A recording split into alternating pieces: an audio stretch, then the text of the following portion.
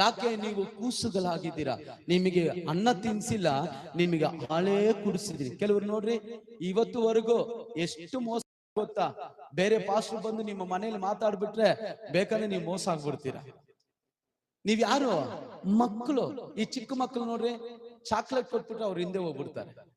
ಕೆಲವರು ಅಷ್ಟೇ, ಯಾರಾದ್ರೂ ಮನೆಗೆ ಬಂದು ಏನಾದ್ರು ಮಾತಾಡ್ಬಿಟ್ರೆ ಸಾಕು, ನಮ್ ಪಾಸ್ಟರ್ ಯಾವಾಗಲೂ ಬೈತಾ ಇರ್ತಾರೆ. ಇವ್ರು ನೋಡಿ ಎಷ್ಟು ಮುದ್ದಾಗಿ ಮಾತಾಡ್ತಾರೆ. ಚೆನ್ನಾಗಿದ್ದೀರಮ್ಮ, ಚೆನ್ನಾಗಿದ್ದೀಯಪ್ಪ. ನಮ್ ಪಾಸ್ಟರ್ ಯಾವಾಗಲೂ ಬೈತಾ ಇರ್ತಾರೆ. ಚಾಕ್ಲೇಟ್. ಮಕ್ಕಳ ಕೂಸುಗಳು ಇದು. ಇವು ವಾಕ್ಯದಲ್ಲಿ ಬೆಳೆದಿಲ್ಲ, ಇವು ಪ್ರಾಯರಲ್ಲಿ ಬೆಳೆದಿಲ್ಲ, ಆತ್ಮಿಕ ಜೀವಿತದಲ್ಲಿ ಬೆಳೆದಿಲ್ಲ.